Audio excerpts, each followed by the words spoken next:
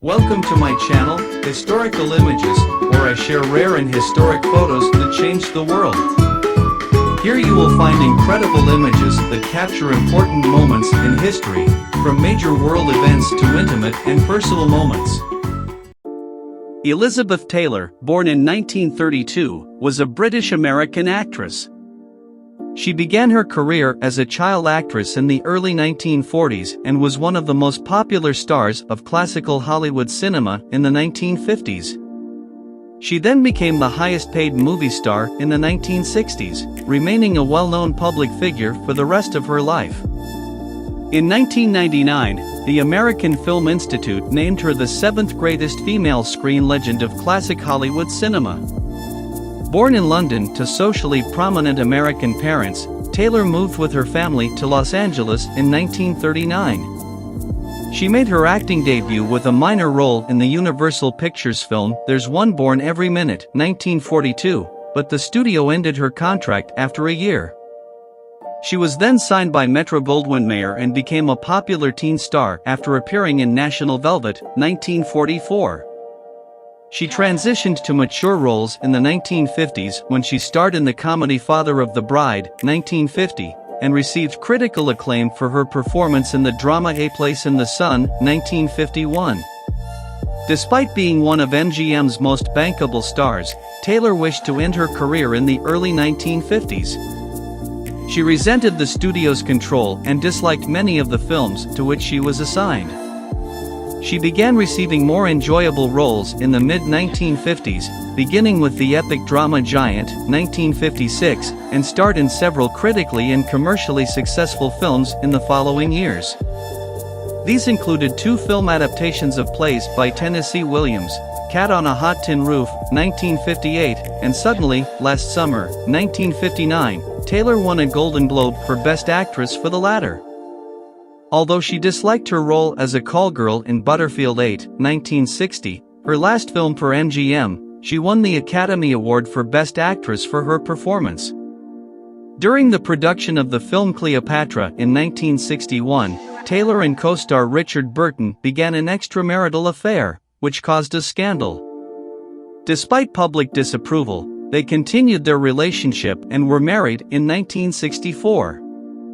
Dubbed Liz and Dick by the media, they starred in 11 films together. Taylor received the best reviews of her career for Wolf, winning her second Academy Award and several other awards for her performance.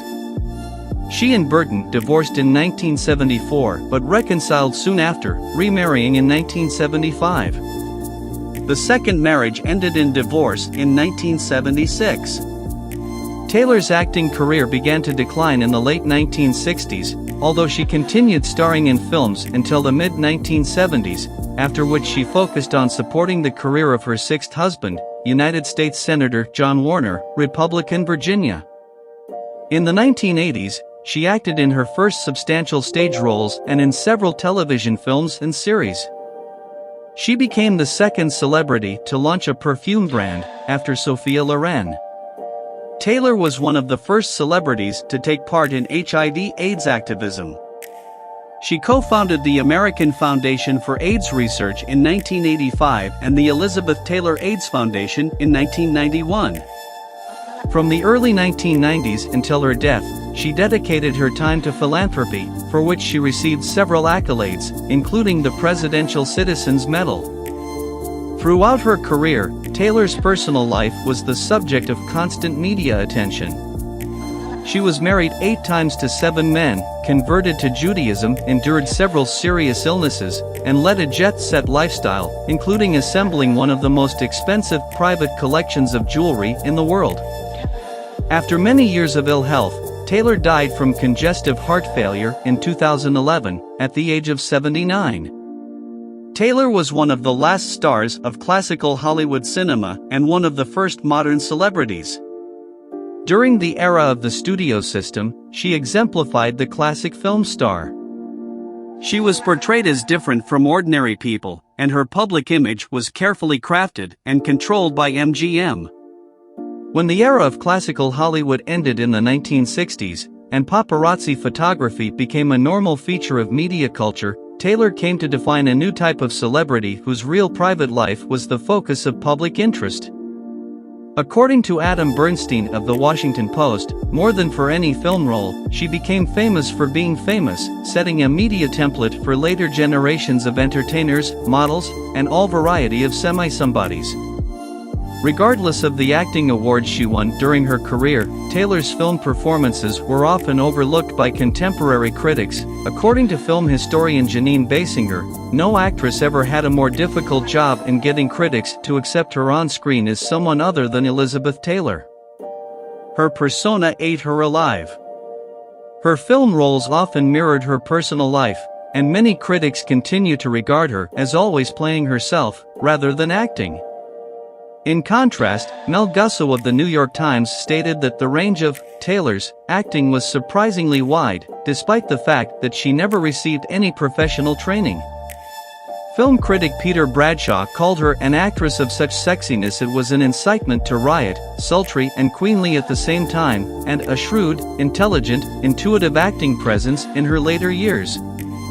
David Thompson stated that she had the range, nerve, and instinct that only Bette Davis had had before, and like Davis, Taylor was monster and empress, sweetheart and scold, idiot and wise woman. 5 films in which she starred: Lassie Come Home, National Velvet, A Place in the Sun, Giant, and Who's Afraid of Virginia Woolf, have been preserved in the National Film Registry, and the American Film Institute has named her the 7th greatest female screen legend of classical Hollywood cinema. David Thompson stated that she had the range, nerve, and instinct that only Bette Davis had had before, and like Davis, Taylor was monster and empress, sweetheart and scold, idiot and wise woman. 5 films in which she starred: Lassie Come Home, National Velvet, A Place in the Sun, Giant, and Who's Afraid of Virginia Woolf, have been preserved in the National Film Registry, and the American Film Institute has named her the 7th greatest female screen legend of classical Hollywood cinema. Through stars like Taylor, we sense the world-disordering impact of legendary women like Delilah, Salome, and Helen of Troy. In contrast, cultural critic M.G. Lord calls Taylor an accidental feminist, stating that while she did not identify as a feminist, many of her films had feminist themes and introduced a broad audience to feminist ideas. Similarly, Ben W. Heineman Jr. and Christine Russell write in The Atlantic that her role in Giant dismantled stereotypes about women and minorities. Taylor is considered a gay icon, and received widespread recognition for her HIV/AIDS activism. After her death, GLAAD issued a statement saying that she was an icon not only in Hollywood, but in the LGBT community, where she worked to ensure that everyone was treated with the respect and dignity we all deserve, and Sir Nick Partridge of the Terence Higgins Trust called her the first major star to publicly fight fear and prejudice towards AIDS. According to Paul Flynn of The Guardian, she was a new type of gay icon, one whose position is based not on tragedy, but on her work for the LGBTQ community. Speaking of her charity work, former President Bill Clinton said at her death, "Elizabeth's legacy will live on in many people around the world whose lives will be longer and better because of her work and the ongoing efforts of those she inspired."